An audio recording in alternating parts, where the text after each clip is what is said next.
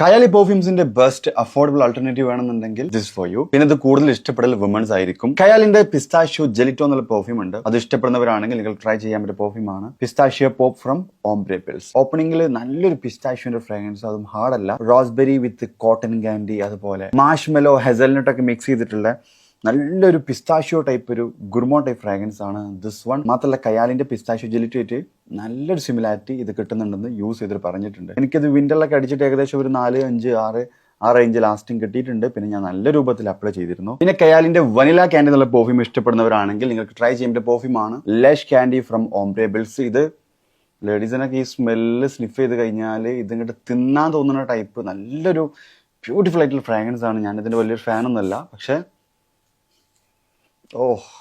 ഇതുവരെ നല്ലൊരു കാരമൽ വിത്ത് ബബിൾഗം, അതുപോലെ നല്ലൊരു ഷുഗറി ഫ്രൂട്ടി അക്കോർഡ്സ് ഒക്കെ മിക്സ് ചെയ്തിട്ടുള്ള നല്ല രസമുള്ള സ്മെല്ലാണ്. ലേഡീസിനായിരിക്കും ഇത് ഇഷ്ടപ്പെടില്ല. ഒരു ലാസ്റ്റിംഗ് പറയുകയാണെങ്കിൽ ഒരു 4-5 മണിക്കൂർ ലാസ്റ്റിംഗ് കിട്ടുന്നുള്ള ഒരു 1 മണിക്കൂറിനുള്ളിൽ പ്രൊജക്ഷൻ നിങ്ങൾക്ക് ഫീൽ ചെയ്യാൻ പറ്റും. ലാസ്റ്റ് വൺ കയാലിന്റെ വനില 28 എന്നുള്ള പെർഫ്യൂം ഉണ്ട്. അതിന്റെ ഒരു ഓൾട്ടർനേറ്റീവ് ആണ് വെനില കിസ് ഫ്രം ഓംബ്രെ പിൽസ്. ഇത് നല്ല സ്വീറ്റ് ആയിട്ടുള്ള വെനില വിത്ത് റമ്മ് ഊതിന്റെ ഒരു മിക്സിംഗ് ആണ് വരുന്നത്. ഇതിന്റെ ലാസ്റ്റിംഗ് പറയുകയാണെങ്കിൽ നിങ്ങൾക്ക് ഒരു 5-6-7 മണിക്കൂർ ലാസ്റ്റിംഗ് കിട്ടും. അപ്പൊ ഇതൊക്കെ ഗുർമോൺ ടൈപ്പ് ഫ്രാഗ്രൻസ് ആണ്. വിന്ററിൽ നൈറ്റിൽ മാത്രം യൂസ് ചെയ്യുക, സമ്മറിലൊന്നും ഞാൻ റെക്കമെൻഡ് ചെയ്യില്ല. ഇത് പർച്ചേസ് ചെയ്യണമെങ്കിൽ ജസ്റ്റ് കാൻഡീന്ന് ടൈപ്പ് ചെയ്താൽ മതി. ഇത് പർച്ചേസ് ചെയ്യുന്ന ലിങ്ക് ഞാൻ നിങ്ങൾക്ക് അയച്ചുതരും.